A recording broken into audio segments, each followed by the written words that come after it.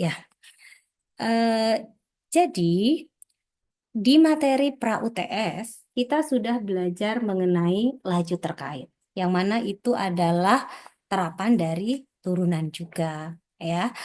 Nah, kita akan lanjutkan di materi pra-UAS ini dengan terapan turunan yang lain. Ya, ada dua yang utama untuk terapan turunan yang akan kita pelajari di materi UAS ini, yaitu mengenai pertama adalah sketsa kurva. Nah, untuk sketsa kurva ini, ya, kalau kita perhatikan kurva yang cantik ini, ya, nanti di pembahasan minggu depan, ya, kita akan belajar bagaimana cara menggambarkan kurva cantik ini dengan menggunakan konsep turunan, seperti itu. Ya, jadi terapan turunan akan kita gunakan untuk menggambar kurva yang tidak bisa kita gambarkan langsung sebagaimana fungsi yang sederhana.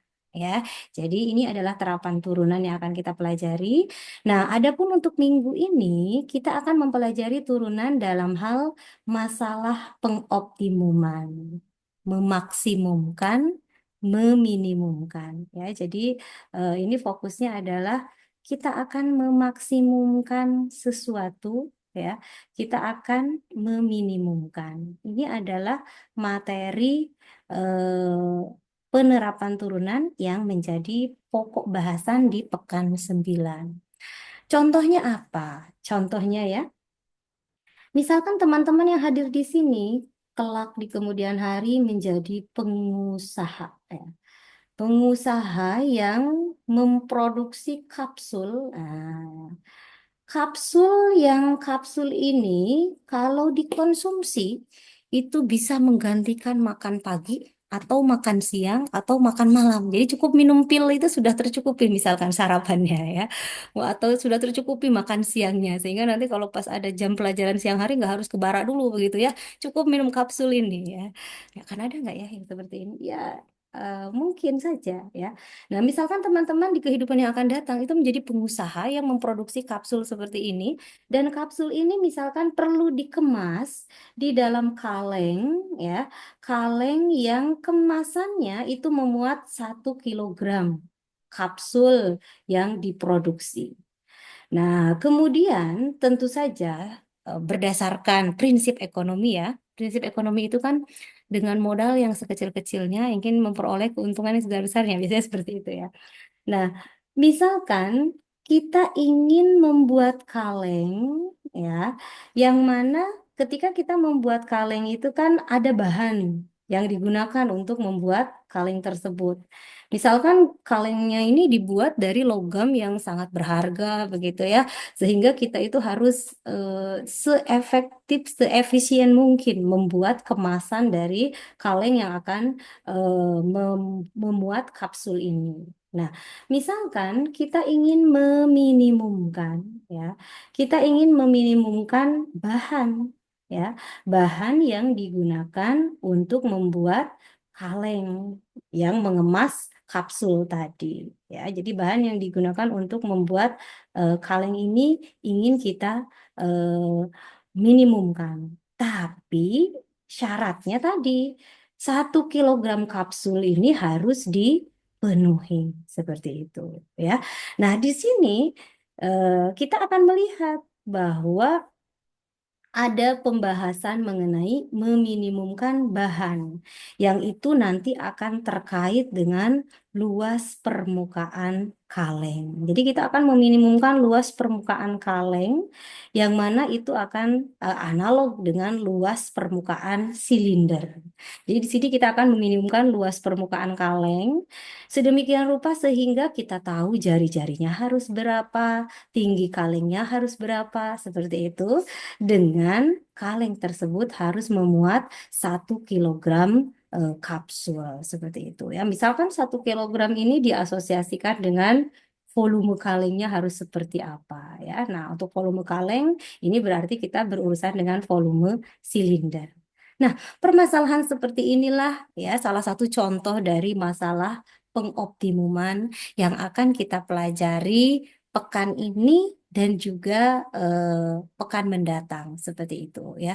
Nah, kenapa harus 2 pekan? Karena ternyata untuk pekan ini ya kita tidak akan langsung terjun ya meminimumkan permukaan kaleng begitu ya, tidak ya. Kita harus membahas dulu apa pengertian dari maksimum dan minimum seperti itu. Sehingga materi pekan 9 ini akan kita mulai dengan pembahasan nilai ekstrim. Nah, ini jangan sampai salah kata dengan es krim ya. Ini nilai ekstrim.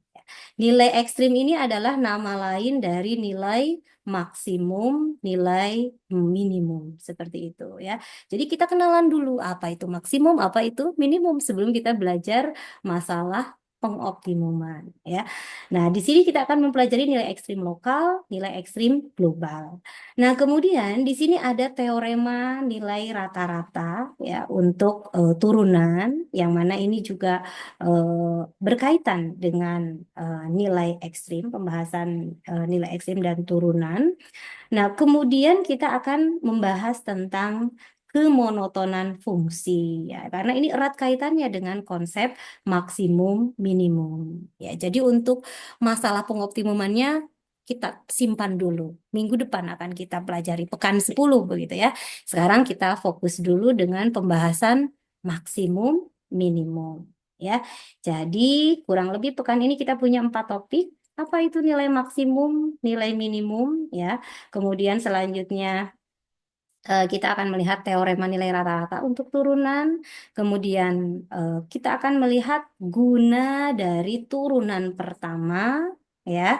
Nah, terutama ini untuk menentukan nilai ekstrim seperti itu ya. Jadi sekali lagi kita akan membahas terapan turunan dan fokus kita 2 pekan pertama itu adalah mengenai masalah pengoptimuman. Nah, untuk memahami masalah pengoptimuman, kita harus mempelajari dulu yang disebut dengan nilai ekstrim atau nilai maksimum dan nilai minimum. Ya, nah kita segera saja masuk ke pembahasan nilai ekstrim tadi ya. Jangan kepleset ini es krim. Nah, untuk nilai maksimum dan minimum ini ya, nah di sini disampaikan beberapa aplikasi turunan terkait masalah pengoptimuman. Selalu ada kata-kata meminimumkan atau memaksimumkan seperti itu. Nah, yang saya jadikan contoh tadi itu adalah ukuran kaleng yang meminimumkan biaya produksi. Ya, tadi kan contohnya bagaimana kita meminimumkan luas permukaan silinder ya yang merupakan bentuk dari kaleng tadi ya. Dengan meminimumkan luas permukaan silinder, bahan yang digunakan untuk membuat kalengnya kan menjadi minimum. Nah, ketika meminimumkan luas permukaan silinder, kita harus bisa menemukan tinggi silindernya berapa, kemudian jari-jari silindernya berapa, seperti itu. Nah, kita lihat pertama apa itu pengertian dari nilai ekstrim fungsi ya. Sesungguhnya kata ekstrim itu merujuk kepada 2 hal, yaitu maksimum dan minimum ya. Jadi nilai ekstrim ini ada 2, yaitu nilai maksimum dan nilai minimum ya. Nah, ini definisi dari kata ekstrim, nilai maksimum atau nilai minimum. Ternyata nilai ekstrim ini ada yang sifatnya global, ada yang sifatnya lokal, seperti itu. Nah, karena tadi nilai ekstrim terdiri dari maksimum dan minimum, maka untuk nilai ekstrim global ada nilai ekstrim maksimum global, ada nilai minimum global. Sementara untuk yang lokal pun sama, ada maksimum lokal, ada minimum lokal, seperti itu, ya. Nah, ada juga kata-kata lain yang menggantikan kata-kata global dan lokal. Dan ini kita harus tahu ya, kalau ada yang mengatakan mutlak, oh itu artinya global. Kalau ada yang mengatakan relatif, itu artinya adalah lokal. ya. Secara sederhananya, ya, nilai maksimum global, kalau kita lihat dari gambarnya ini ya, itu adalah nilai yang paling besar yang berlaku secara global. Artinya berlaku untuk keseluruhan. Sementara nilai minimum global itu adalah nilai ekstrim yang paling kecil, ya, nilai yang paling kecil yang juga berlaku global untuk keseluruhan daerah asal fungsi, ya. Jadi di sini misalkan ada fungsi, ini adalah grafik dari fungsinya. Maka kita akan bisa melihat ini adalah nilai yang paling besar, sementara ini adalah nilai yang paling kecil yang berlaku untuk keseluruhan. Sementara secara sederhananya untuk maksimum dan minimum lokal, ya, ini adalah nilai maksimum, nilai minimum yang keberlakuannya itu adalah lokal untuk skup area tertentu saja. Nah, ini baru awalan. Kita akan melihat definisi resminya, ya, dari nilai ekstrim global terlebih dahulu, ya. Kita lihat definisi resmi dari nilai ekstrim global terlebih dahulu. Misalkan di sini saya punya fungsi f, ya, yang mana fungsi f ini digambarkan grafiknya berwarna biru, dan fungsi f ini memiliki daerah asal. Di sini kalau kita perhatikan daerah asalnya adalah 0 sampai 30. Ya, nolnya masuk ke dalam selang, 30-nya tidak masuk, seperti itu. Ya, nah kita akan melihat fungsi f mencapai maksimum global atau maksimum mutlak di C, yang mana C-nya ini adalah anggota daerah asal fungsi f, apabila nilai fc itu selalu lebih besar apabila dibandingkan dengan nilai fx untuk setiap x di dalam daerah asal fungsi f. Dan di sini secara kasat mata kalau kita melihat grafiknya, kita bisa melihat bahwa C yang dimaksud itu adalah kira-kira, ya. Kira-kira ini angka berapa? Kira-kira, ya. Ini kira-kira misalkan angkanya 8. Kalau kita perhatikan angka 8 ini, maka nilai fungsinya, nah di sini dia nilai F8 ini. Nilainya lebih besar dari 2, seperti itu. Nah, kita katakan dari grafik tersebut, F ini mencapai, ya, F ini mencapai maksimum global, ya, atau maksimum mutlaknya ini di 8. Ingat, tadi 8-nya harus anggota daerah asal. Tadi kan daerah asalnya 0 sampai 30, ya. Dia masuk ke dalam daerah asalnya. Ya, jadi kita punya maksimum global. Yang nilai maksimum globalnya, ya, nilai maksimum globalnya ini, nilai maksimum globalnya adalah F8. Berapakah F8 itu? Kira-kira misalkan ya, kira-kira pura-puranya, ya. Pura-puranya misalkan ini adalah 2,5. Maka kita sebutkan nilai maksimum globalnya yaitu F8-nya adalah 2,5.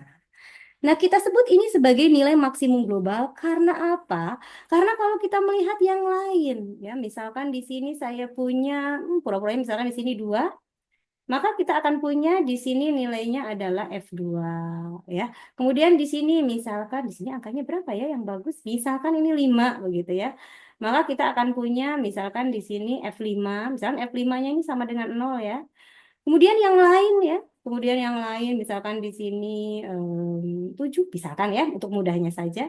Maka kita akan punya nilainya adalah F7 dan seterusnya, ya. Loh, kok jadi begini? Bentar. Nah, ya. Nah, di sini tadi kita punya F7, ya. Dan juga untuk XX yang lain, ya, untuk XX yang lain tidak hanya XX yang istimewa ini, kita akan perhatikan bahwa nilai Fx-nya itu selalu berada di bawah F8. Bahwa F8 itu selalu lebih besar, ya. Nah, dari sini kita bisa melihat bahwa F8 itu memenuhi definisi ini, ya.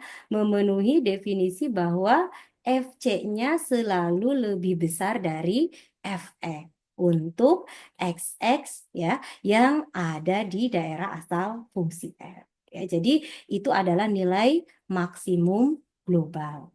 Ya. Nah, sekarang dengan definisi yang serupa, kita melihat nilai minimum global.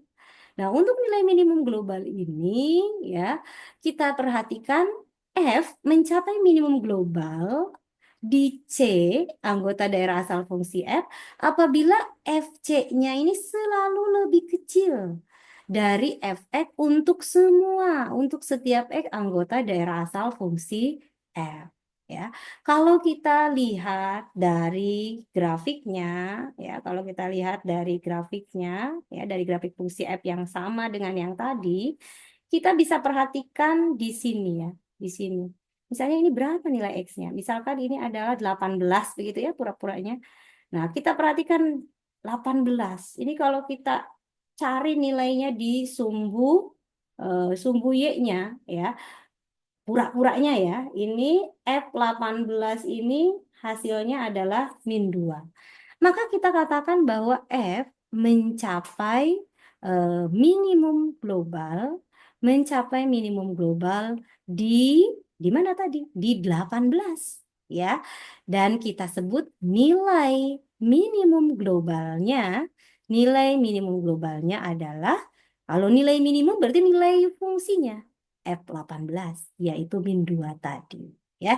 Nah, di sini kalau kita melihat X yang lain, kalau kita kalau kita substitusikan ke F-nya, ya, itu pasti F18 ini akan selalu yang paling kecil. Tidak ada nilai X dalam daerah asal yang ketika disubstitusikan ke dalam fungsi F, ini nilainya lebih kecil dari F18. Seperti itu, ya. Jadi itu adalah pengertian nilai maksimum global dan nilai minimum global. Yang penting di sini adalah mohon jangan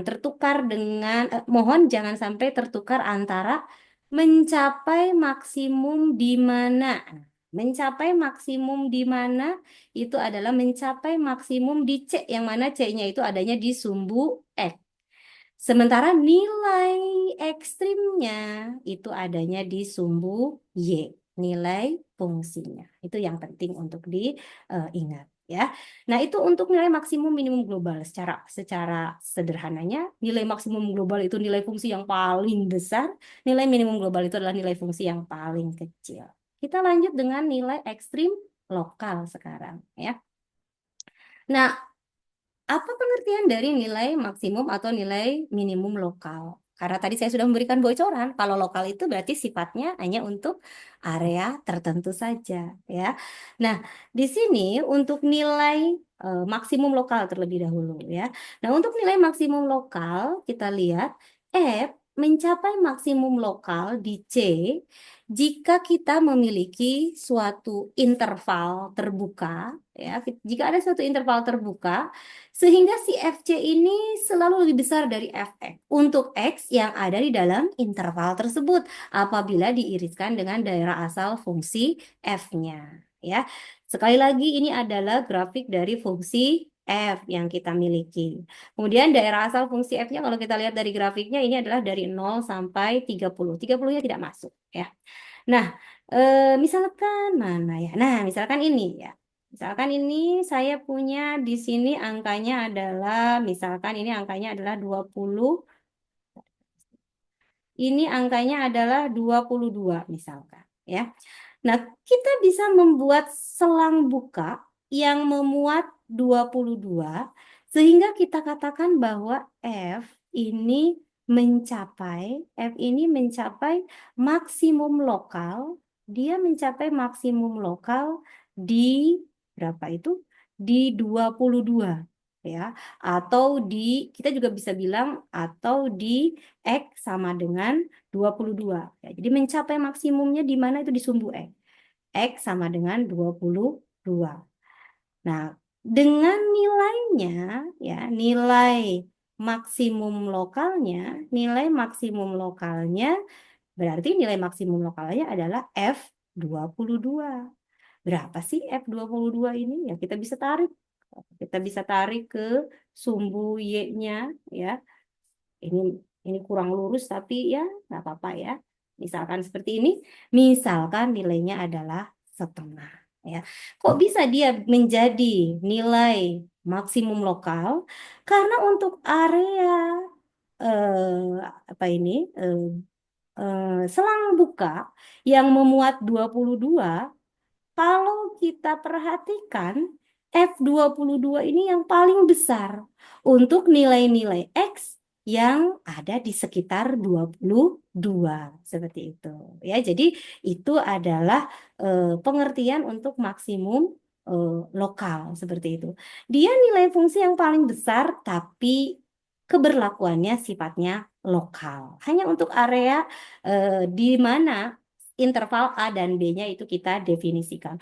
Tentu saja kalau kita bilang ini adalah maksimum lokal, maka areanya ya di sini. Jangan memperlebar area misalkan jadi ke sini. Ya ini kurang tepat kalau seperti itu. Ya tentu saja apa namanya interval bukanya terserah kita, tapi dengan memilih seperti ini ya, dengan memilih seperti ini kita bisa memperoleh nilai maksimum lokal. Nilai maksimum lokal yang lain bisa kita lihat ya, ini ya di daerah ini kita punya nilai maksimum lokal. Di sini maksimum lokal, di sini maksimum lokal. Ini pun kita punya maksimum lokal. Nah, ini adalah area-area di mana kita punya maksimum lokal, termasuk yang tadi, maksimum global sekaligus maksimum lokal. Ini kan tadi maksimum global ya. Di sini kita punya maksimum global yang juga ini sekaligus ya, sekaligus maksimum lokal seperti itu ya. Jadi ini adalah pengertian dari maksimum lokal. Nah, sekarang bagaimana dengan minimum lokal? Dengan pengertian yang analog ya. Dengan pengertian yang analog kita coba miliki interval buka AB ya. Sedemikian rupa sehingga interval tersebut memuat C C yang membuat si FC-nya ini selalu lebih kecil ya. Misalkan mana ini yang sudah ditandai ya. Misalkan ini ya. Di sini ya. Kita ambil misalkan di sini misalkan 4 begitu ya. Ini 4 bukannya? Tadi perasaan 5 ya. Ini ganti lagi ya. Harus sama dengan yang tadi. Misalkan ini 5 begitu ya. Tapi kalau 5 nggak tepat, tapi nggak apa-apa lah ya. Misalkan ini 5 ya. Nah, kita punya interval buka yang memuat 5. Lalu kita tarik nilainya di sini. Misalkan di sini nilainya adalah min 4/5 misal ya. Min 4/5 misal seperti itu ya. Maka kita akan lihat bahwa F ini mencapai minimum lokal, di X sama dengan 5. Ya. Kenapa? Karena F5 dibandingkan dengan Fx untuk area sekitar 5, F5 ini lebih kecil ya. Dan kita katakan nilai minimum. Nilai minimum lokalnya ini adalah F5 atau ini min 4/5.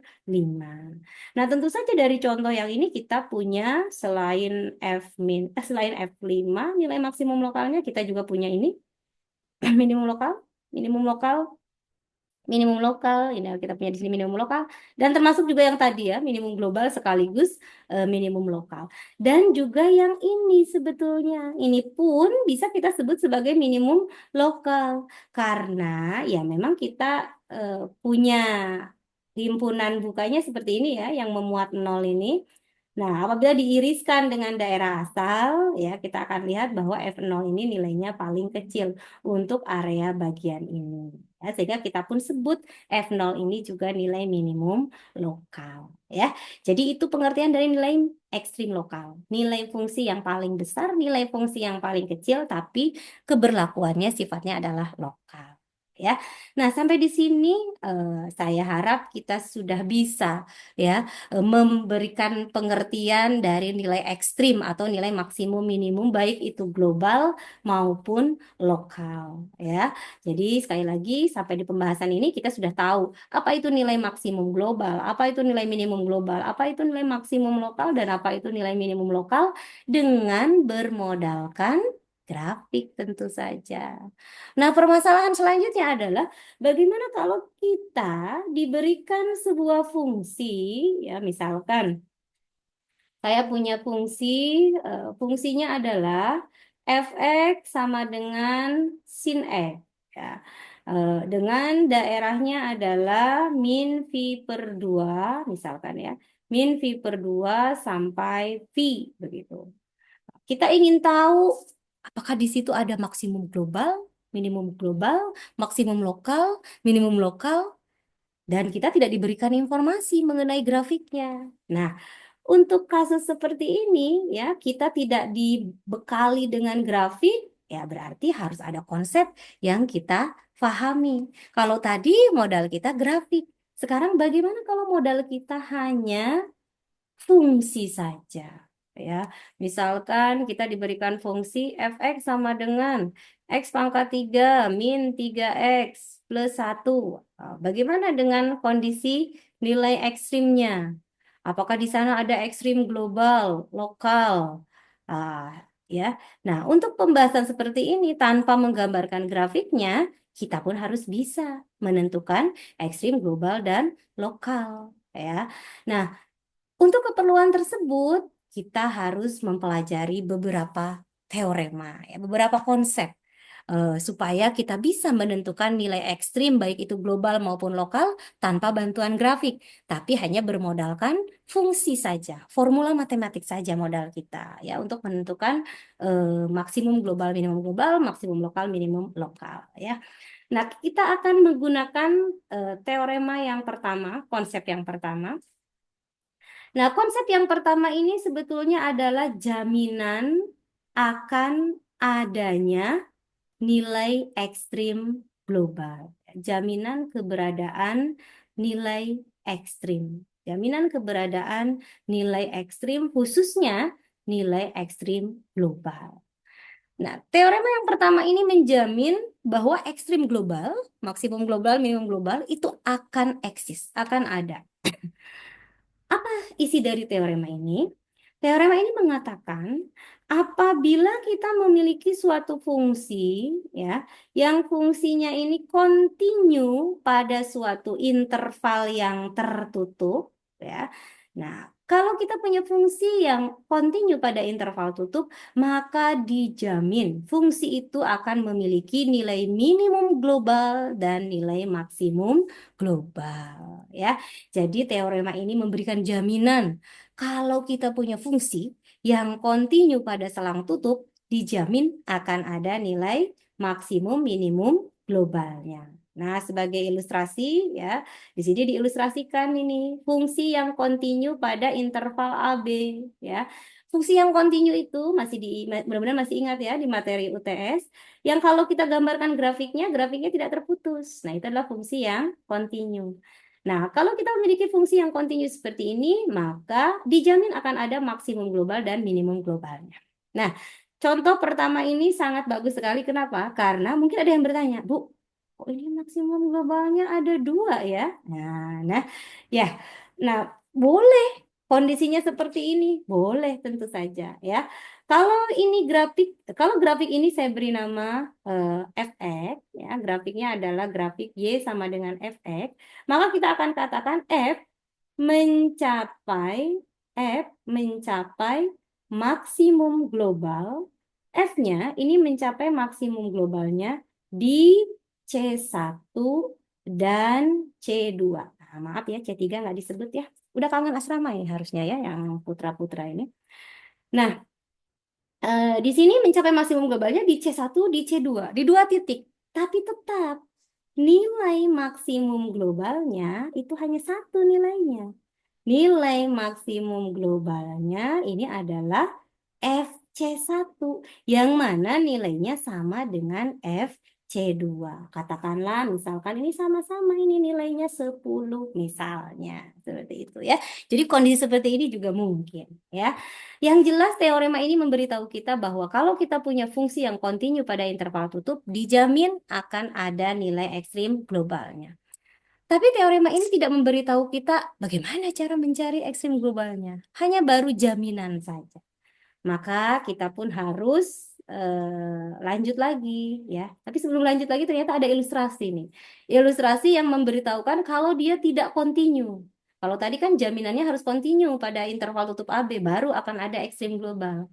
Nah, kalau tidak kontinu bagaimana, Bu? Kalau tidak kontinu, nilai ekstrim globalnya ini bisa ada, bisa tidak. Ya, sebagai contoh ya, sebagai contoh di sini eh, tidak ada maksimum globalnya. Maksimum globalnya ini tidak ada ya. Nah, kenapa dia tidak ada? Ya, dari sisi kondisinya, dari sisi grafiknya, kita bisa melihat bahwa grafiknya ini hanya memiliki nilai minimum global saja ya, hanya memiliki nilai minimum global saja di sini ya. Maksimum globalnya tidak ada, ini bolong ini ya. Nah, kemudian yang ini malah tidak ada, baik minimum maupun maksimum global. Ini dia bolong, ya. Di sininya juga ini mendekati garis X sama dengan 2. Ini tidak ada maksimum globalnya dan minimum globalnya. Nah, tapi mungkin juga ada, ya, maksimum minimum globalnya meskipun dia tidak kontinu, ya.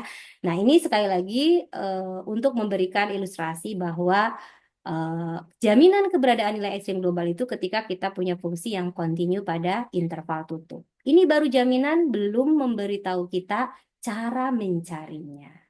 Nah, sekarang kita akan melihat cara mencarinya sekarang. Bagaimana cara untuk mencari nilai ekstrim global atau lokal setelah kita punya jaminan, misalkan ya. Nah, ternyata ada beberapa hal yang harus kita pahami ya. Ada beberapa kosakata atau istilah yang perlu kita pahami. Yang pertama adalah istilah titik ujung selang. Ya, ini kita harus paham istilah titik ujung selang. Ya, sebelum kita lihat seperti apa sih mencari nilai ekstrim global, nilai ekstrim lokal, kita pahami dulu titik ujung selang. Nah, ketika kita memiliki selang tutup A, B, ya ini kurungnya kurung siku. Nah, kita akan sebut A itu sebagai titik ujung kiri dan B ini kita sebut sebagai titik ujung kanan. A titik ujung kiri, B titik ujung kanan. Nah, berarti titik ujung itu ya ini ya A dengan B. Atau kalau misalkan kita punya fungsi yang didefinisikan pada interval 0 sampai 3, maka yang dimaksud dengan titik ujung di sini ya, titik ujungnya ini adalah X sama dengan 0, kemudian X sama dengan 3, seperti itu. Ya, itu adalah titik ujung. Ini titik ujung kiri, ini titik ujung kanan.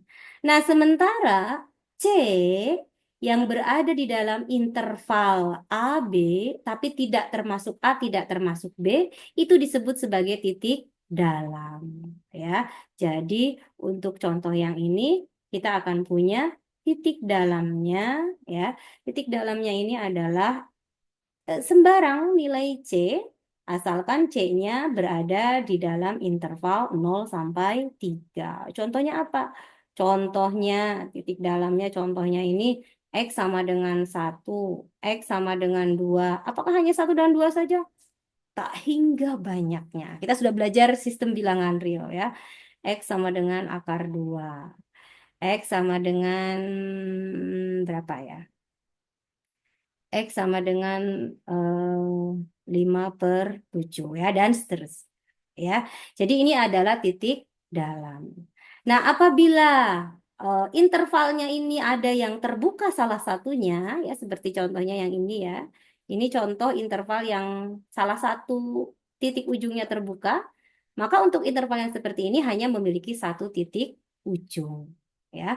Jadi itu adalah pengertian dari titik ujung. Kenapa kita tiba-tiba belajar titik ujung? Kembali lagi tadi ya.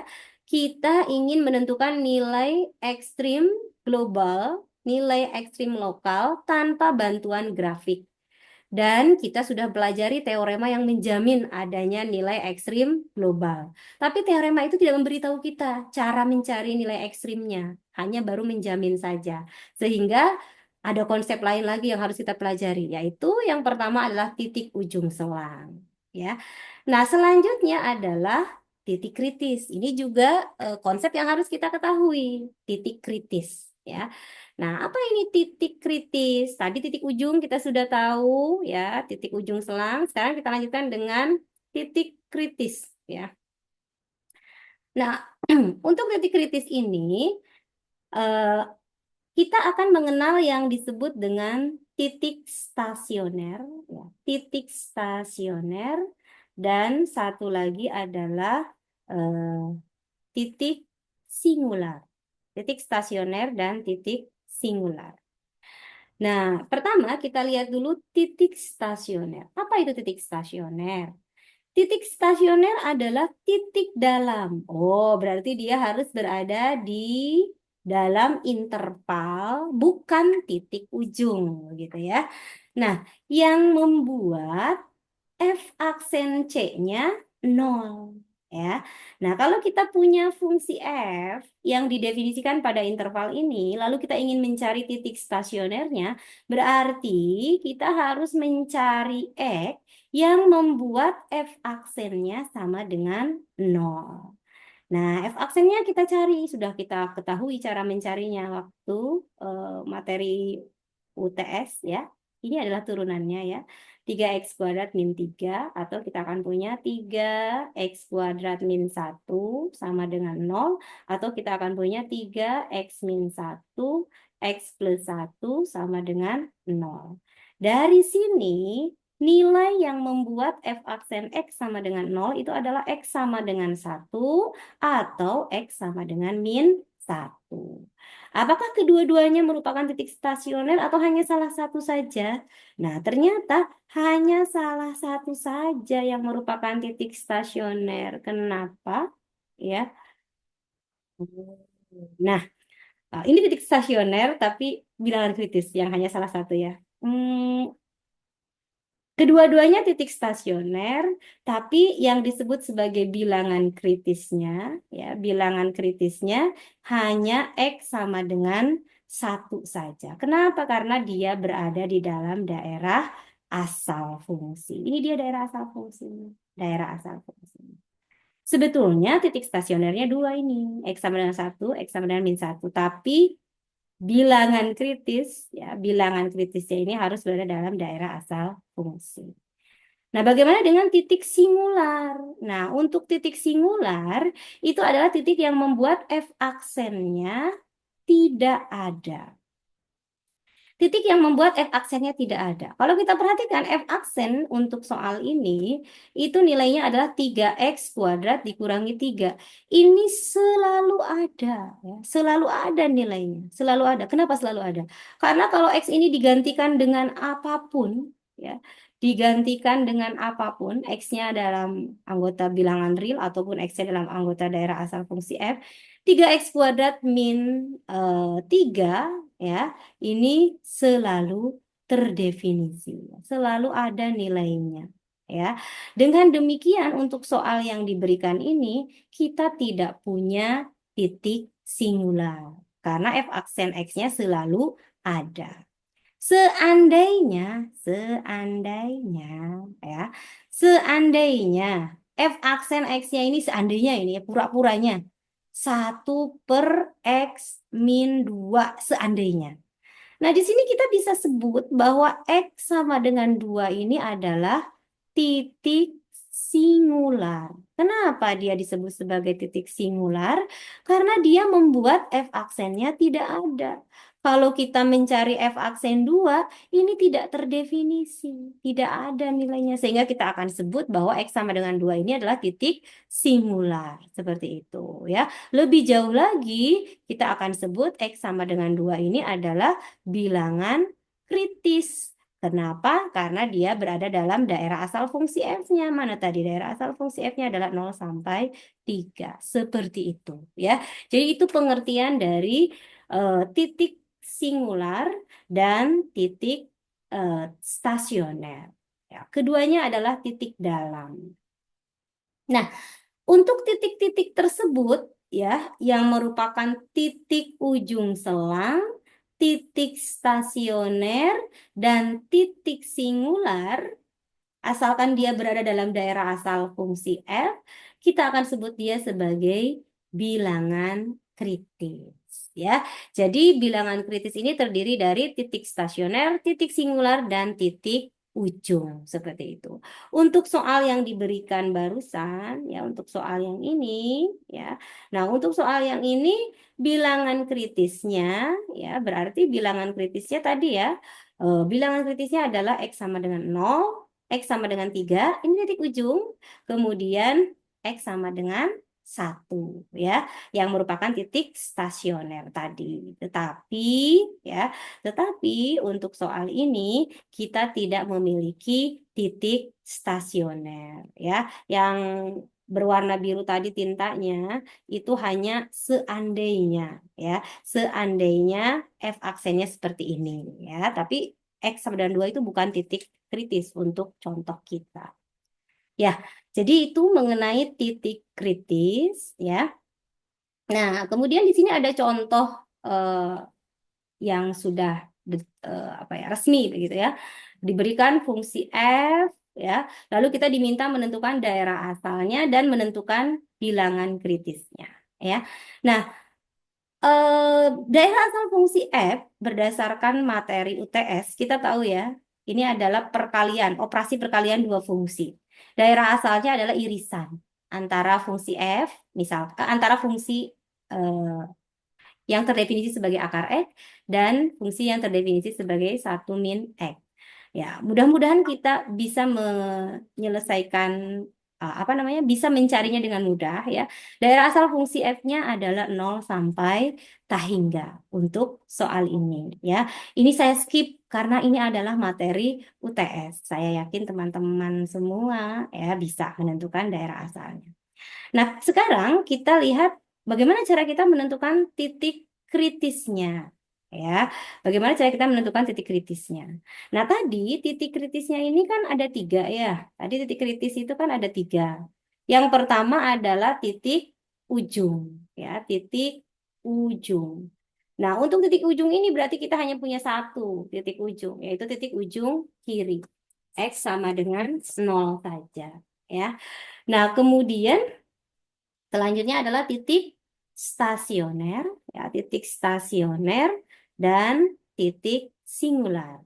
Ya, jadi terdiri dari 3 titik bilangan kritis ini. Ya. Nah, untuk titik stasioner dan titik singular kita memerlukan F aksen. Ya, F aksen. Karena titik stasioner adalah yang membuat F aksennya sama dengan 0, titik singular yang membuat F aksennya tidak ada, ya, atau tidak terdefinisi. Nah, saya yakin teman-teman sudah bisa menentukan turunan dari fungsi ini berdasarkan apa yang sudah kita pelajari di materi UTS. Sehingga ini akan saya skip saja, ya. Dan silahkan proses pencarian turunannya itu dilakukan sampai kita menemukan bentuk yang sederhana dari turunannya, ya. Nah, ini adalah bentuk yang sederhana dari turunannya, ya. Nah, dari sini kita bisa melihat bahwa fx itu akan sama dengan 0. Ini kan bentuknya eh, pecahan ya. Bentuknya pecahan. P dibagi dengan Q. Kita akan lihat ini akan bernilai 0 kalau pembilangnya sama dengan 0. Berarti untuk titik stasioner dia akan bernilai 0 apabila 1 min 3x-nya sama dengan 0 atau x-nya sama dengan 1/3. Ya, betul ya. Kalau x-nya adalah 1/3. Nah, sementara untuk titik singularnya. Nah, untuk titik singularnya, F aksen tidak ada, ya. F aksennya ini tidak ada ketika, ya, F aksennya ini tidak ada ketika bagaimana? Penyebutnya ya, penyebutnya, si Ki-nya ini. Yang mana itu adalah akar X. Ketika nilainya ini sama dengan 0, dan ini dipenuhi ketika X-nya sama dengan 0, ya. Nah, hanya saja di sini kita lihat bahwa yang namanya bilangan kritis itu kan harus berada dalam daerah asal, ya, harus berada dalam daerah asal fungsi. Kita lihat 1/3 ini berada dalam daerah asal fungsi, 0 sampai tak hingga, ya. Dan dia harus merupakan titik dalam, ya. Dia harus merupakan titik dalam. Kalau misalkan suara saya tiba-tiba hilang atau tiba-tiba nggak jelas, bisa diinterupsi ya. Dia juga adalah merupakan titik dalam sehingga untuk 1/3 ini memenuhi. Tapi untuk 0 ini dia tidak memenuhi 0 sampai tak hingga seperti itu ya.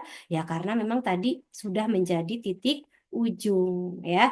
Sehingga di sini untuk bilangan kritisnya ini hanya ada dua saja. X sama dengan 0 yang merupakan titik ujung ya, yang merupakan titik ujung.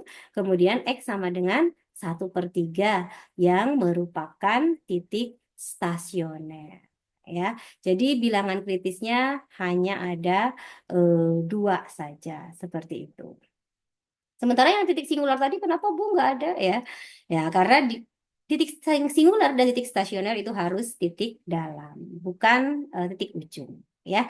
Nah, jadi sampai pembahasan ini kita sudah mempelajari bilangan kritis. Kenapa kita belajar bilangan kritis? Karena tadi kita ingin menentukan nilai maksimum minimum global atau lokal dari sebuah fungsi tanpa bantuan grafik.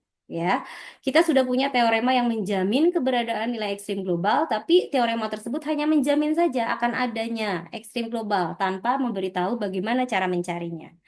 Nah, untuk mengetahui bagaimana mencarinya, kita belajar bilangan kritis seperti itu ya. Nah, ternyata tidak sebatas itu. Ada lagi satu teorema yang harus kita pelajari ya, demi untuk menentukan nilai ekstrim global lokal tanpa bantuan grafik ya. Teorema selanjutnya, ya ini saya sebut sebagai konsep yang ketiga ya, karena konsep yang pertama itu tadi yang menjamin keberadaan ekstrim global. Konsep yang kedua adalah bilangan kritis. Konsep yang ketiga ini adalah teorema Fermat ya. Nah, untuk teorema Fermat ini di sini diberitahukan bahwa kalau C ini adalah nilai ekstrim lokal, maka C-nya ini adalah bilangan kritis. Oh, berarti ya, kita kan sedang ingin tahu cara mencari nilai ekstrim, baik itu lokal maupun global. Nah, ternyata menurut teorema ini, kita harus punya bilangan kritis agar kita bisa mencari ekstrim lokal. Kenapa? Karena teorema ini bentuknya adalah jika P maka Q. Dan dia itu sama dengan kontrapositifnya. Jika negasi Q maka negasi P. Artinya kalau bukan bilangan kritis, dia tidak akan menjadi ekstrim lokal. Jadi untuk mencari nilai ekstrim perlu bilangan kritis. Sehingga tadi kenapa di konsep kedua kita belajar bilangan kritis seperti itu ya. Jadi untuk mencari nilai ekstrim ya, untuk mencari nilai ekstrim ini kita perlu konsep atau perlu bilangan kritis ya, perlu bilangan kritis. Dan tadi kita sudah tahu apa itu bilangan kritis ya. Nah, selanjutnya tetapi ya itu kan perlu, syarat perlu, belum mencukupi ya. Ketika kita memiliki bilangan kritis, belum tentu dia itu merupakan nilai ekstrim. Seperti itu ya. Contohnya ya, ini untuk fungsi fx sama dengan x pangkat 3, x sama dengan 0 ini bilangan kritis. Ya, titik kritis, dia titik stasioner secara lebih rincinya. Tetapi ternyata di sini tidak ada ini yang namanya ekstrim lokal, baik itu maksimum lokal maupun minimum lokal ya. Jadi meskipun bilangan kritis belum tentu akan menjadi maksimum atau minimum lokal. Tapi kalau dia bukan bilangan kritis, jelas bukan nilai ekstrim lokal. Jadi perlu bilangan kritis. Nah, berarti masih ada lagi hal-hal yang lain ya yang perlu untuk kita ketahui selain bilangan kritis dan tadi fungsi yang kontinu pada apa namanya eh, selang A sampai B ya.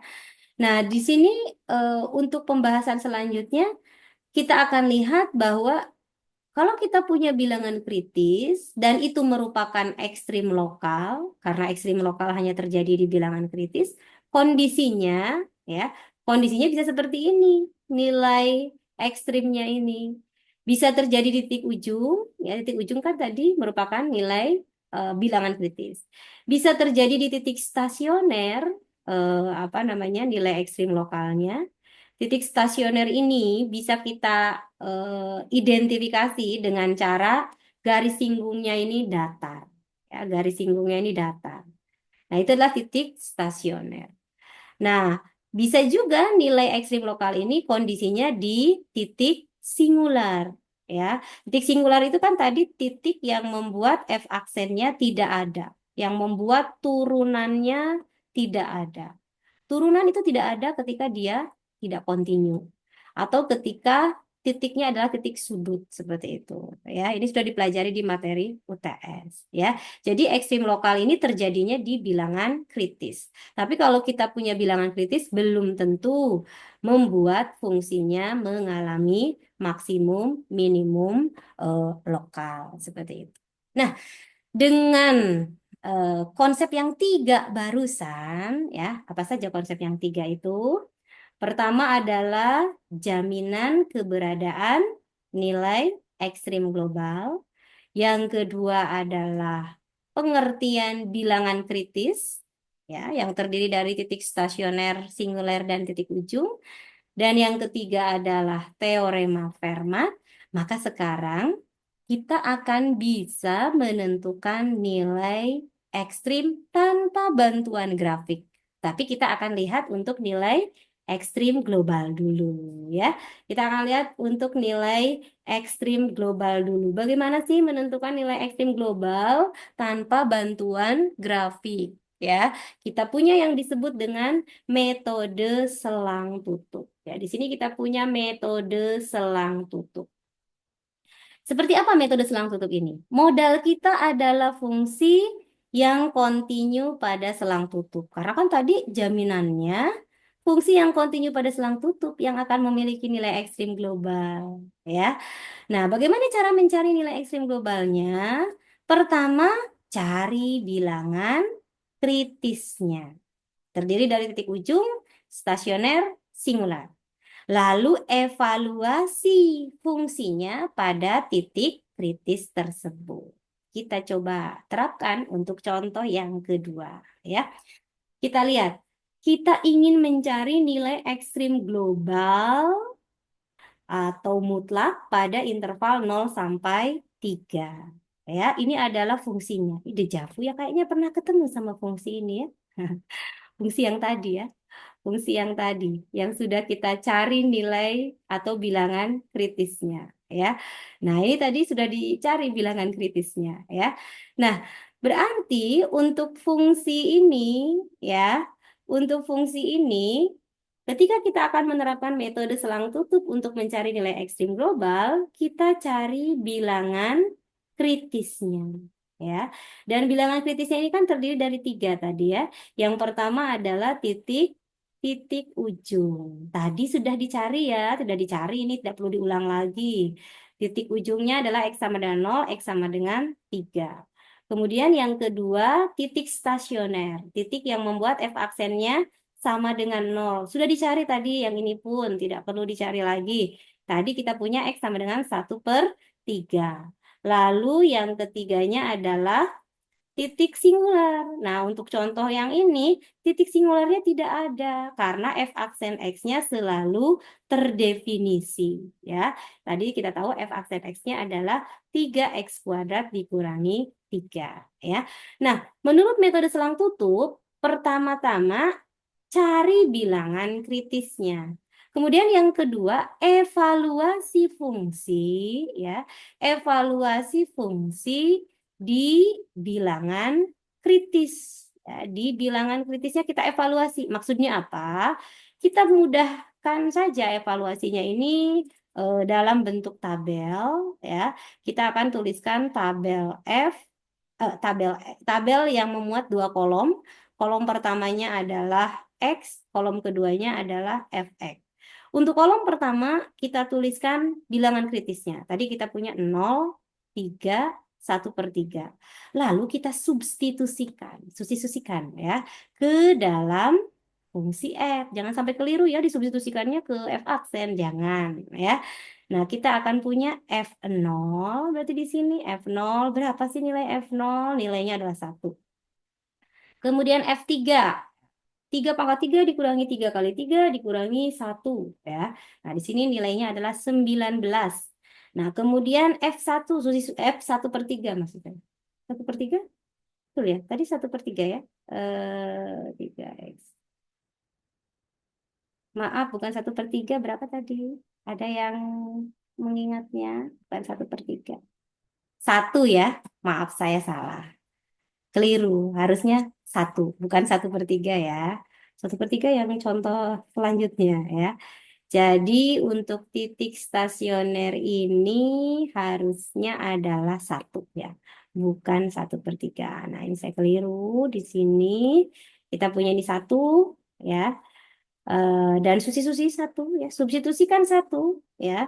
1/3 dikurangi 3 kali 1 ditambah 1 ya. Di sini F1-nya adalah -1. Nah, setelah dievaluasi, menurut metode selang tutup, nilai yang terbesar itu akan menjadi maksimum global, sementara nilai yang terkecil itu akan menjadi minimum global. Jadi tinggal kita lihat saja, mana nilai yang paling besar? 19. Maka kita katakan nilai maksimum globalnya ini adalah F3 atau 19. Atau kita juga boleh mengatakan F mencapai maksimum global, ya, mencapai maksimum global di X sama dengan 3 di bilangan kritisnya. Ya. Sekarang nilai fungsi yang paling kecil, kita lihat. Nilai minimum globalnya adalah, saya mau panggil PJ-nya. Aquila. Ya, Bu. Nilai minimum globalnya itu X1 ya. Betul, terima kasih Aquila ya. F1 yaitu -1 ya. Atau kita boleh mengatakan F ya. F-nya ini F-nya ini mencapai minimum global. F-nya mencapai minimum global di mana kalau sekarang? Nah, Aquila sekali lagi di mana kalau sekarang saya bilang mencapai minimum global di Mencapai minimum global di X sama dengan 1. Betul, terima kasih Agila ya. Nah, jadi ini adalah metode selang tutup untuk mencari nilai maksimum minimum global. Nah, dari sini sudah berhasil kita menentukan nilai ekstrim tanpa bantuan grafik. Modal kita hanya fungsi saja yang kontinu pada selang tutup ya. Nah, tentu saja ini baru nilai maksimum minimum global. Bagaimana dengan minimum maksimum lokal? Kita lanjut dulu ya dengan pembahasan teorema nilai rata-rata untuk turunan ya. Nah, teorema nilai rata-rata untuk turunan ini seperti semacam interupsi ya dalam pembahasan nilai ekstrim kita, tapi kita pun harus paham ya untuk teorema nilai rataan ini sangat berguna nanti pada saat pembahasan mengenai kemonotonan fungsi ya. Nah, TNR itu adalah hal yang perlu kita ketahui dalam pembahasan turunan ya. Di sini kalau kita memiliki fungsi yang dia itu kontinu pada selang tutup ya, kemudian terturunkan pada interval buka ya. Jadi pertama fungsinya harus kontinu pada selang tutup. Kontinu itu berarti grafiknya tidak terputus. Kemudian terturunkan pada interval tersebut. Kalau terturunkan itu grafiknya itu mulus. Mulus di sini artinya kita bisa membuat garis singgung di setiap titik tersebut. Yang mulus sih contohnya begini. Ini adalah grafik yang mulus gitu ya. Jadi kita bisa membuat garis singgung di mana saja. Kita bisa membuat garis singgungnya. Itu grafik yang terturunkan pada suatu interval. Grafiknya mulus. Yang tidak mulus tuh yang seperti ini tidak mulus nih. Nah, ini tidak mulus nih. Kenapa tidak mulus? Di sini kita punya apa namanya sudut-sudut. Ya. Nah, di sudut-sudut ini kita akan bingung menggambarkan garis singgungnya ini ke mana ini garis singung ini ke bawah, ke sini, ke mana gitu ya. Kita tidak bisa mendefinisikan garis singgungnya sehingga kenapa di titik sudut itu kita tidak punya turunan seperti itu ya. Nah, kalau kita memiliki fungsi yang seperti itu, maka kita akan memiliki C yang ada dalam interval AB yang memenuhi FB dikurangi FA dibagi dengan B min A ini akan sama dengan F aksen C. Ini apa ini ya maksudnya ya? Maksudnya adalah kalau saya gambar dulu deh sebelum kita melihat gambar yang bagusnya ya. Kita lihat dulu gambar yang oret-oretannya ya. Misalnya, saya punya fungsi yang dia itu continue pada interval A sampai B. Berarti dia itu digambarkannya itu tidak terputus. Dan dia terturunkan, mulus berarti ya. Mulus seperti itu. Nah, ini adalah contoh fungsinya ya, yang continue dan terturunkan pada interval AB. Eh, maka ya akan ada C, hmm, C-nya itu di mana ya? Sebelum menentukan C-nya, sebetulnya bentuk ini tuh, bentuk ini tuh adalah tidak lain garis yang menghubungkan antara titik B, FB dengan A, FA. Jadi ini garisnya. Ah, nah, ini tuh adalah apa namanya geometri dari FB min FA dibagi B min A. Nah, akan ada titik C, maka saya akan pilih C-nya di sini. Kenapa, Bu? Tiba-tiba C-nya ada di situ. Karena kemiringan garis singgungnya, salah. Kemiringan garis singgung itu, kemiringan garis singgung kan F aksen C ini kemiringan garis singgung ya. Nah, kemiringan garis singgungnya ini sama dengan kemiringan garis yang tadi ya, yang mengilustrasikan garis yang menghubungkan A, FA dengan B, FB. Nah, itu sebetulnya inti dari teorema nilai rata-rata. Nah, ya, jadi kemiringan garis yang menghubungkan titik ujung dengan kemiringan garis singgung, berarti dalam hal ini F aksen C, itu kemiringannya sama, sehingga kita punya bentuk ini. Nah, tentu saja C-nya bisa lebih dari satu. Ya, bisa. Di sini ada C1 dan C2. Lagi-lagi C3 nggak sebut lagi ya.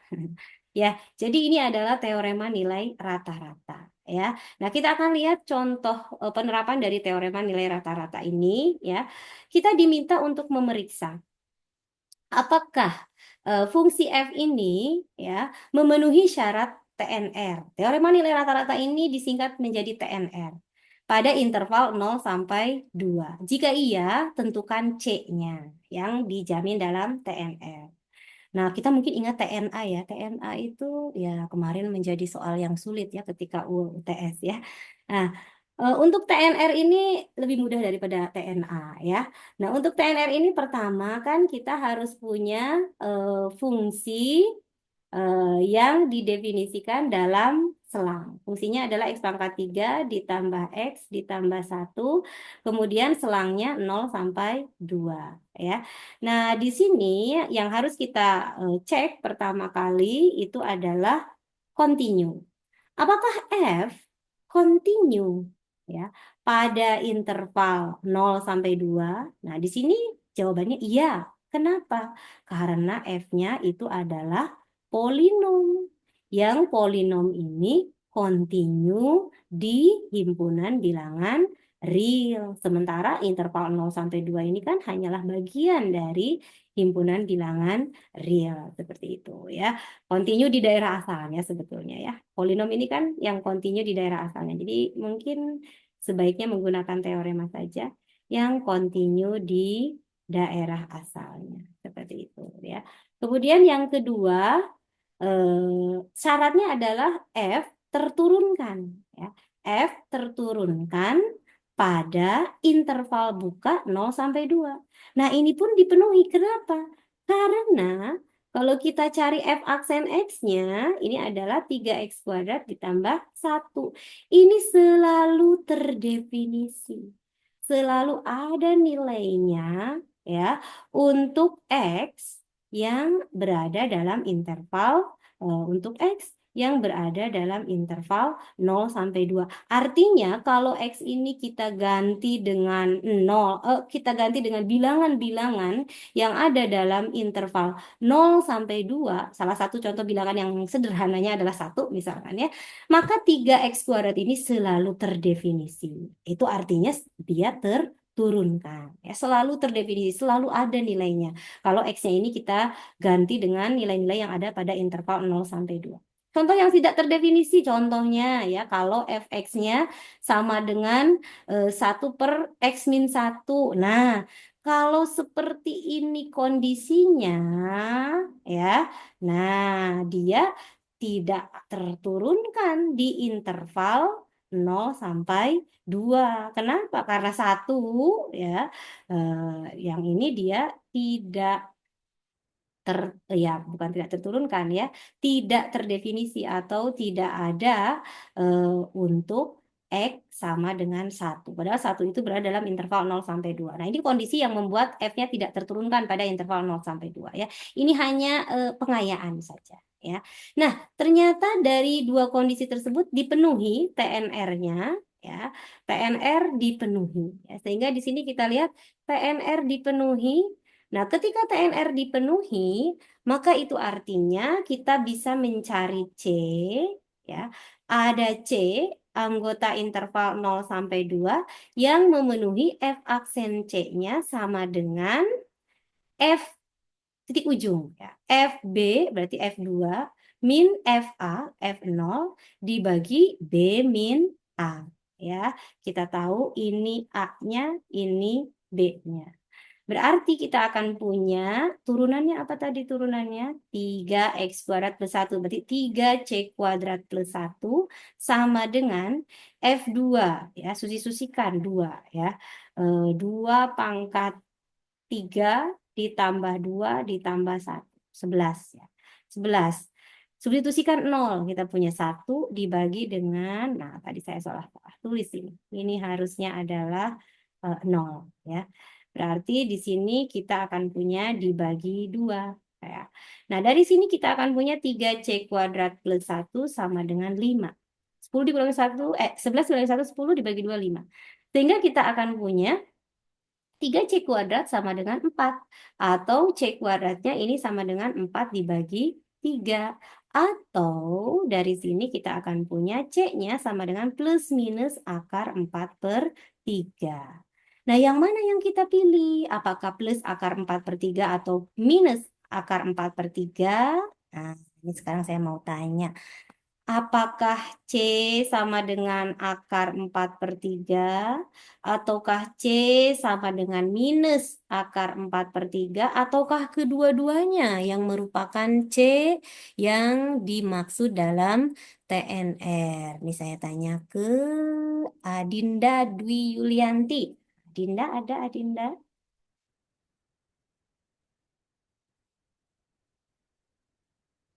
Adindanya sedang kemana ini?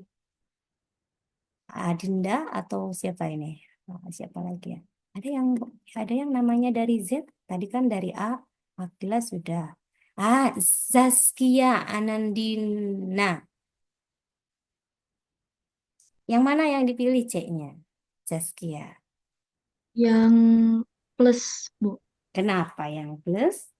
Karena itu masuk di selang 0,2. Ya nggak sih, Bu? Betul, betul. Ya, ya, betul ya, betul. Terima kasih Zaskia. Betul ya.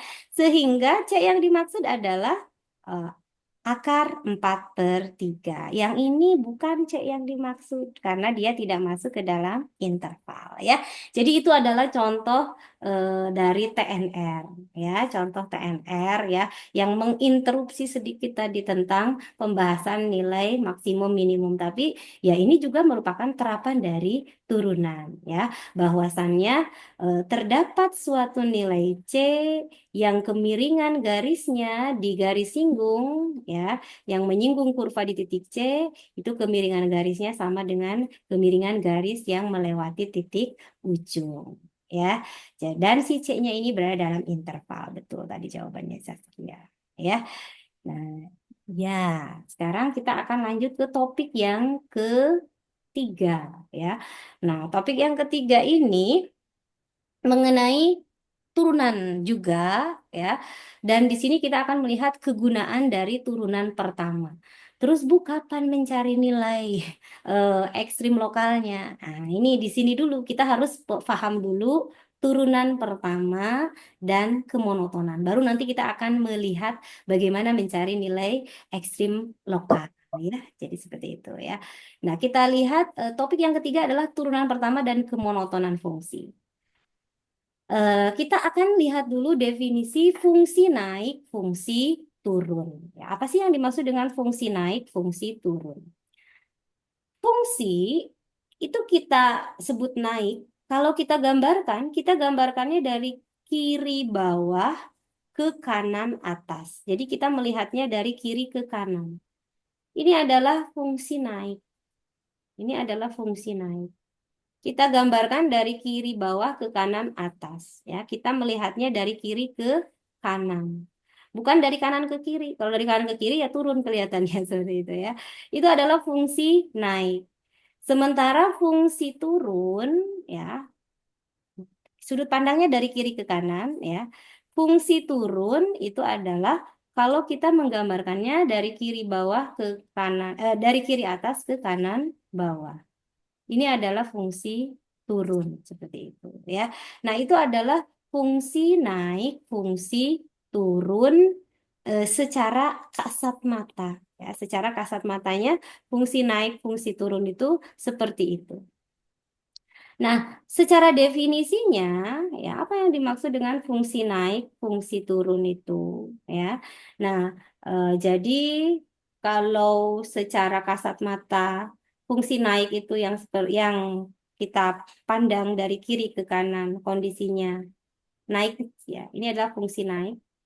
Sementara untuk fungsi turun kita pandang dari kiri ke kanan juga. Ini adalah fungsi turun ya. Jadi yang ini naik, yang ini turun. Kita lihat dari kiri ke kanan kondisi naik turunnya. Nah, berdasarkan definisi resminya ya, fungsi naik itu adalah kondisi ketika kita punya X1 yang lebih kecil dari X2. X1 lebih kecil dari X2, berarti posisi X2 ini adanya di kanan X1 ya. Maka posisi nilai fungsinya pun fx1-nya ini akan lebih kecil dari fx2. Itu adalah fungsi naik ya. Kalau x1-nya lebih kecil dari x2, maka ya, kalau x1-nya lebih kecil dari x2, maka nilai fungsinya pun demikian. Fx1 lebih kecil dari fx2. Ya, itu adalah definisi fungsi naik. Sementara fungsi turun tadi yang gambarnya dari kiri atas ke kanan bawah, kita punya X1, misalkan di sini X1-nya, lebih kecil dari X2 karena posisi X2 adanya di kanan. Tetapi ya, kalau kita lihat nilai fungsinya di sumbu Y ya, kita akan punya fx1 yang lebih besar dari fx2 ya. X1-nya ini lebih kecil dari X2, tetapi fx1-nya lebih besar dari fx2 ya. Jadi itu adalah fungsi turun secara definisi. Kalau secara kasat mata tadi ya, naik kiri ke kanan, naik turun ya, kiri ke kanan turun seperti itu ya. Nah, tentu saja dalam suatu interval ada fungsi yang naik turun ya. Naik turun seperti contoh yang ini fungsinya turun naik ya. Pertama pada interval minta hingga sampai C, dia turun. Kemudian dari C sampai tak hingga dia naik. Nah, ini adalah contoh fungsi yang naik pada interval tertentu, turun pada interval tertentu. Tapi ada fungsi yang monoton. Monoton itu ya nggak ada perubahan begitu ya, monoton. Nah, ada yang monoton naik, dia naik terus nggak pernah turun-turun ya. Atau yang monoton turun, nah ini turun terus nih, nggak pernah naik-naik dia. Nah ya, jadi ini yang disebut dengan monoton. Dia selalu naik atau selalu turun seperti itu ya. Nah, kenapa grafik fungsi itu bisa naik, bisa turun, bisa monoton ya? Nah, pembahasan ini sebetulnya berguna ketika nanti menggambar kurva ya. Kita lihat ternyata ada kaitannya antara turunan pertama dengan naik turunnya suatu fungsi. Ya. Di sini diberitahukan kalau turunan pertamanya positif, maka fungsi itu akan naik pada interval di mana f aksennya positif. Dan sebaliknya, kalau turunan pertamanya negatif pada interval tertentu, maka fungsinya akan turun. Ya, jadi ini adalah kaitan turunan pertama dengan naik turunnya fungsi. Contohnya, ya, contohnya di sini kita punya fungsi f(x) sama dengan di sini f(x) sama dengan 2x,3 min 3x kemudian min 3x kuadrat dikurangi 12x, kemudian ditambahkan 7. Kita ingin tahu di mana? Di mana?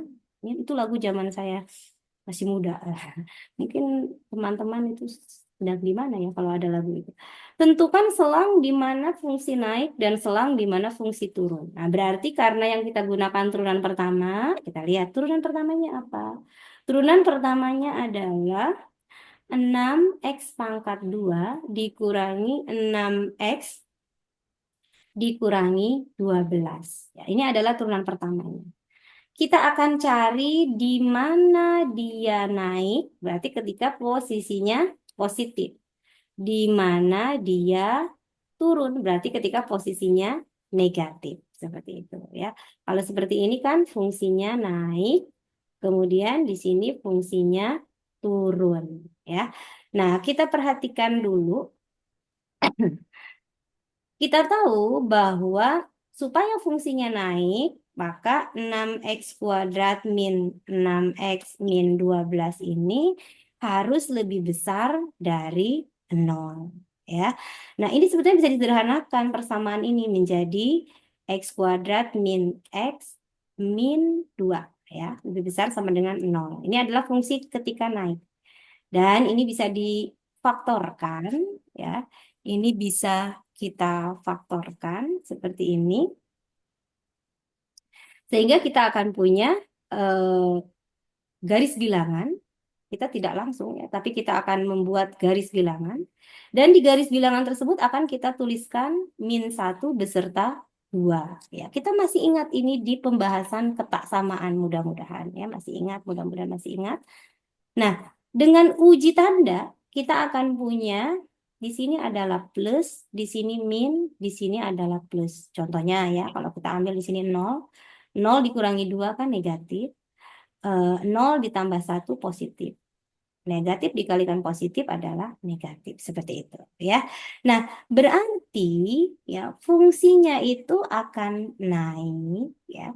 Fungsinya itu akan naik pada interval min hingga sampai min 1 atau 2 sampai tak hingga. Karena di sanalah f aksennya ini adalah garis bilangan milik f aksen. F aksennya positif. Lalu fungsinya akan turun pada interval min 1 sampai 2. Sesungguhnya dengan mengerjakan ini kita bisa menemukan nilai ekstrim lokal. Bagaimana caranya? Kita lihat. Di sini fungsinya naik. Oh, maaf. Di sini fungsinya naik, kemudian setelah min 1 turun. Kemudian ketika melewati 2, di sini fungsinya turun, kemudian kita naik seperti itu ya. Nah, kalau kita perhatikan, kita bisa menebak f-1 ini merupakan nilai titik-titik lokal. Kemudian F2 ini juga adalah nilai titik-titik lokal. Nah, saya ingin tanya ini. Saya ingin tanya nih, selanjutnya siapa ya? Kalau tadi A dan Z, berarti yang tengah-tengah itu hurufnya apa ya kalau tengah-tengah? Ah, Muhammad aja. Muhammad Akmal. Nah, ini ada nama Muhammadnya banyak. Saya pilih yang Muhammad Akmal. F-1 Bu, kira-kira itu nilai apa lokal? suara saya terdengar tidak? Gimana gimana? Suara saya terdengar tidak? Iya, terdengar, terdengar. Oh ya. Kalau F min 1 itu maksudnya ke nilai, kalau menurut garis bilangan itu F min 1 itu masuk ke nilai maksimum lokal, Hmm. sedangkan F2-nya itu masuk ke nilai minimum lokal. Iya, betul ya. Sebentar saya cas laptop dulu. Betul jawabannya ya. Jadi betul jawaban dari Muhammad Akmal ya. Barusan sebentar ya, saya cas laptop dulu. Hmm. Ya, jadi jawabannya betul bahwasannya F-1 itu adalah nilai maksimum lokal dan F2 itu adalah nilai minimum lokal ya. Karena dari posisi ini kita sudah bisa melihatnya ya. Nah, ini puncak, sementara ini adalah lembah seperti itu ya. Jadi itu adalah fungsi naik, fungsi turun, intervalnya di mana. Sekaligus sebetulnya kita juga bisa mencari ekstrim lokal ya. Nah, eh, mengapa bisa ketika f aksen x 0 ini fungsinya naik? Dan ketika f aksen X lebih kecil dari 0 ini fungsinya turun, sebetulnya ini dibuktikan menggunakan TNR tadi, ya. Nah, pembuktiannya ini saya serahkan untuk dibaca, ya. Silakan ini dibaca. Jadi, kenapa sih, Bu, turunan pertama positif membuat fungsinya naik? Kenapa turunan pertama negatif membuat fungsinya turun? Nah, ini sebetulnya adalah apa namanya pembuktiannya ini dari TNR ya. Ini nanti dibaca ya sehingga kita bisa paham kenapa ketika turunannya positif fungsinya naik, ketika turunannya negatif fungsinya turun. Nah, tibalah kita ya di ekstrim lokal, walaupun tadi sebetulnya sudah ya, sudah sebetulnya tadi ya. Nah, tapi di sini ditegaskan kembali. Kita ingin mencari nilai ekstrim global dan lokal tanpa bantuan grafik. Tadi ekstrim global sudah menggunakan metode selang tutup. Sekarang ekstrim lokal bagaimana? Nah, untuk ekstrim lokal, kita harus mencari bilangan kritis. Ya, kita bisa menggunakan uji turunan satu untuk mencari ekstrim lokal. Dengan cara apa? Ya, uji turunan satu untuk menentukan ekstrim lokal ini kita harus memiliki bilangan kritis. Bilangan kritis, ya, bilangan kritis itu kan bilangan yang membuat F aksennya sama dengan 0 atau bilangan yang membuat F aksennya tidak ada. Ya. Nah, kita harus mencari bilangan kritis, lalu kita cari perubahan tanda F aksen. Kalau berubah tandanya dari negatif ke positif, turun, naik. Nah, maka di sini kita akan punya minimum lokal. Kalau perubahan tandanya dari positif ke negatif, positif F aksennya positif berarti fungsinya naik, kemudian negatif berarti fungsinya turun, maka di sini kita punya maksimum lokal. Kalau tidak ada perubahan tanda, maka dia bukan ekstrim lokal ya. Jadi ya misalnya ya, misal ya, misal saya punya suatu fungsi fx, lalu saya punya turunannya, turunannya tertentu ya. Fungsinya tertentu, lalu kita tentukan turunannya. Lalu misalnya bilangan kritisnya, ya bilangan kritisnya itu adalah A1, A2, A3, A4, nah kali ini A5 nih, tidak disebut ya, penduduk A5 ya. Nah, misalkan bilangan kritisnya adalah A1, A2, A3, A4. Kita letakkan bilangan kritisnya itu di garis bilangan milik F aksen. Ya, kita letakkan di garis bilangan milik F aksen. Kita uji tanda, ya diuji tanda nih. Ingat ya, ini garis bilangannya milik F aksen. Kita uji tanda, misalkan di sini negatif, negatif, positif, kemudian negatif, negatif, positif. Misalkan ini pengujian tandanya. Maka kita akan lihat tadi ini turun, naik ya. Kemudian ini naik, turun. Yang ini tidak ada perubahan tanda. Nah, yang ini turun, naik. Nah, maka dari sini kita akan melihat bahwa FA1 dan FA4 ini adalah nilai minimum lokal, ya, lembah yang terbentuk.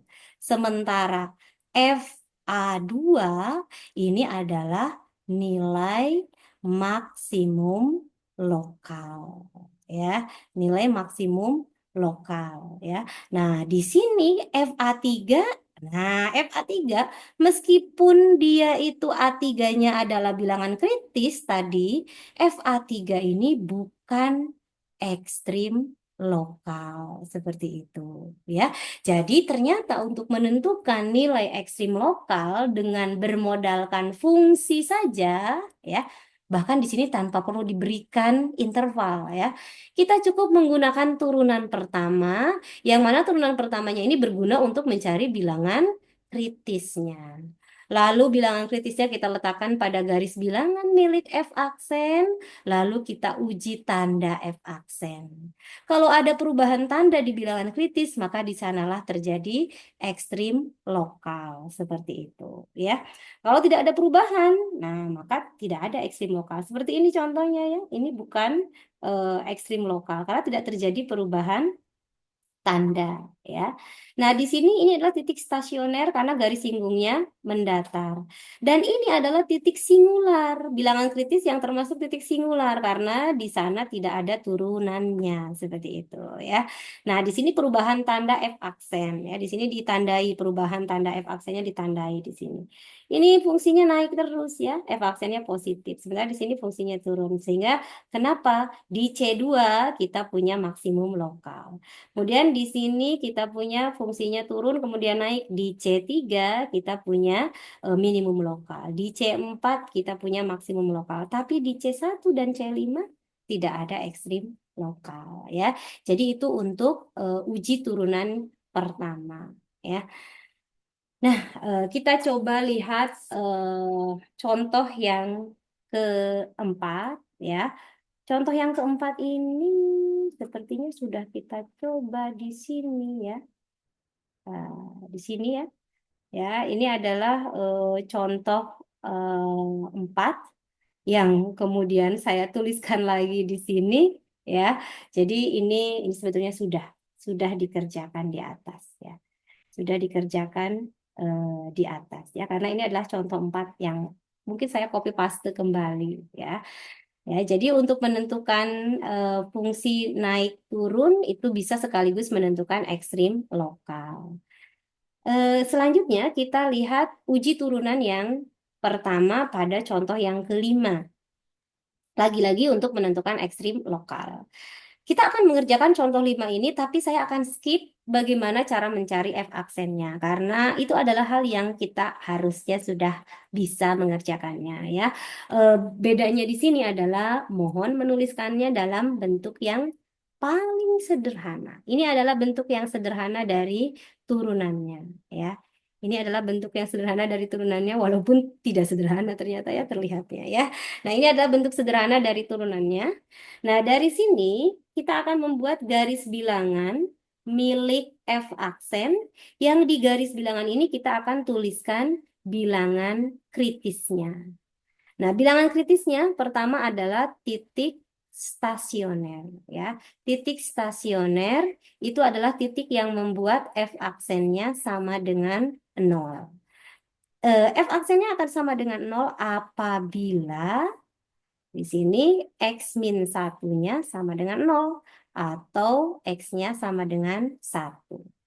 Itu adalah titik stasionernya. X sama dengan 1. Adapun untuk titik singularnya, ya. Nah, untuk titik singularnya itu adalah titik yang membuat F aksennya tidak ada. Titik yang membuat F aksennya tidak ada atau tidak terdefinisi. Nah, kalau kita perhatikan, tidak akan ada nilainya kalau penyebutnya 0, yaitu ketika X-nya sama dengan 0. 0 dikuadratkan, diakarkan pangkat 3, itu nilainya 0. Berarti kita punya dua titik kritis, ya. Namun yang perlu hati-hati di sini adalah kita juga harus meninjau daerah asal fungsi F, ya. Daerah asal fungsi F-nya ini Ini adalah daerah asalnya, ini adalah real ya.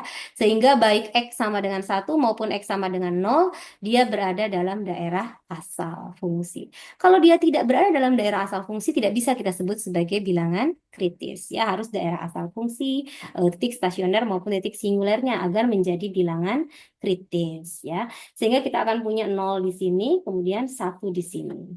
Lalu kita uji tanda, ya. Kita uji tanda. Kita ambil sembarang bilangan yang ada di sini, ya. Sembarang bilangan yang ada di sini, kita substitusikan ke F aksen, karena ini garis bilangan milik F aksen, ya. Silahkan dicek. Silakan dicek ulang karena waktunya ini terbatas sehingga saya terpaksa ini harus agak buru-buru ya.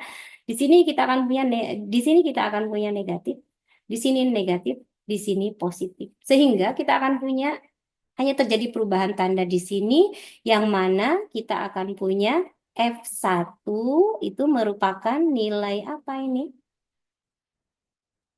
Nilai lokal apa ini? Nah, saya mau tanya ke Almira, Almira Saskia Yunus. Nilai apa lokal ini kalau F1 nih?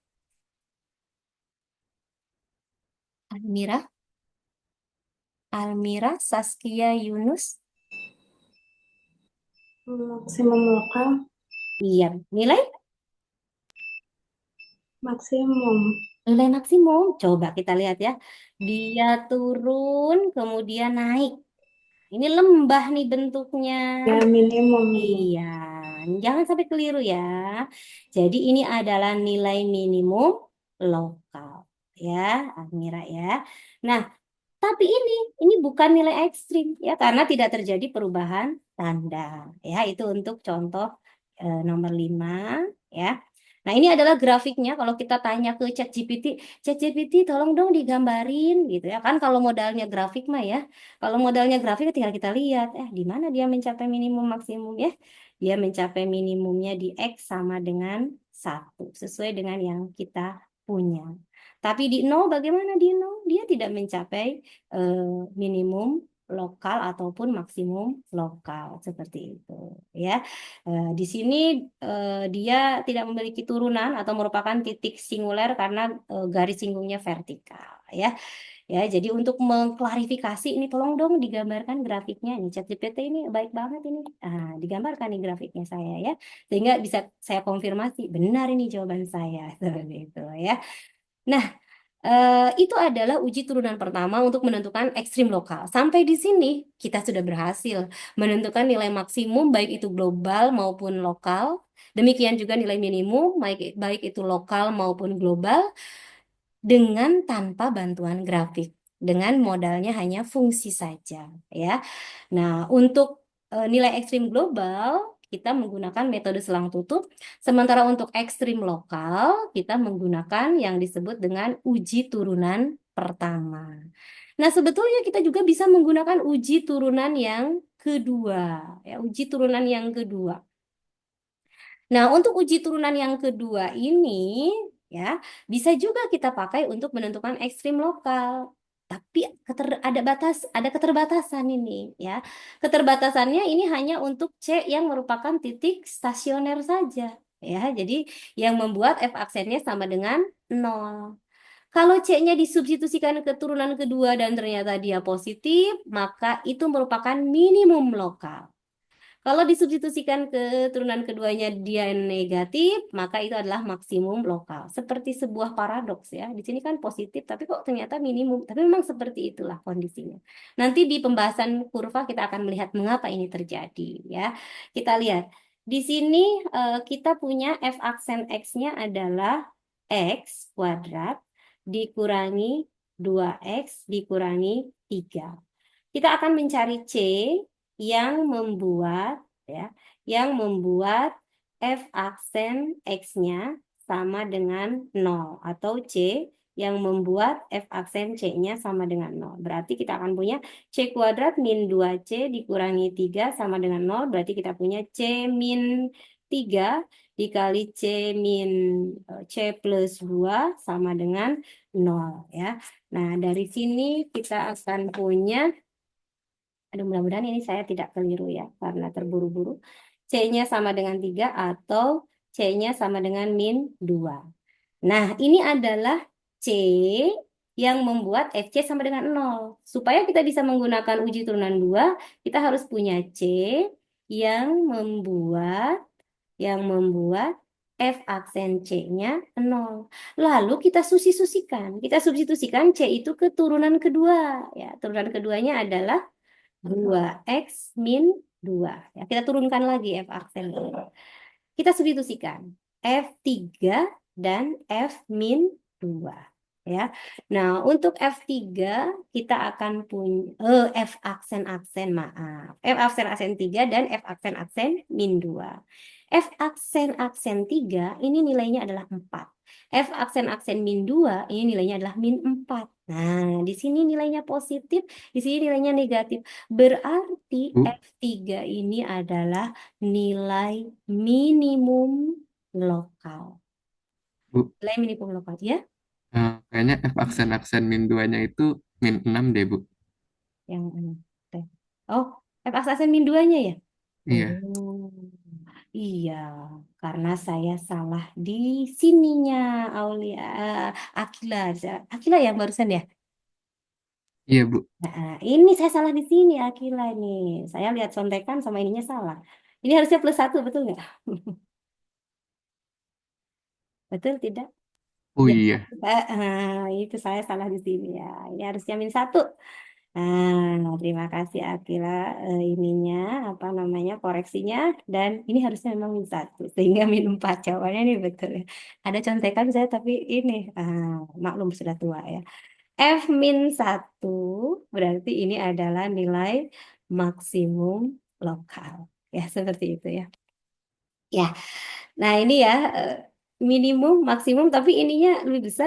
Nah itu adalah uji turunan yang kedua ya, agak-agak sedikit aneh gitu ya. Tapi ya itulah kenyataannya, dan uji turunan kedua ini tidak bisa digunakan ketika F aksen C-nya 0. Kondisi ini gagal ya untuk menentukan nilai ekstrim. Ya, nah jadi itu pembahasan kita hari ini. Intinya sebetulnya kita membahas bagaimana cara mencari nilai ekstrim, baik itu global maupun lokal, tanpa bantuan grafik. Dan kita sudah berhasil menggunakan tadi metode selang tutup, kemudian uji turunan 1 dan 2.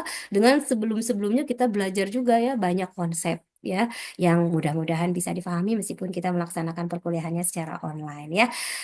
Mudah-mudahan bisa difahami, sehat terus, dan bisa kembali ke Bogor. Bagi yang belum pulang ke Bogor ya, bagi yang sudah pulang ke Bogor ya tetap dijaga semangatnya ya, karena mungkin teman-temannya belum datang ya.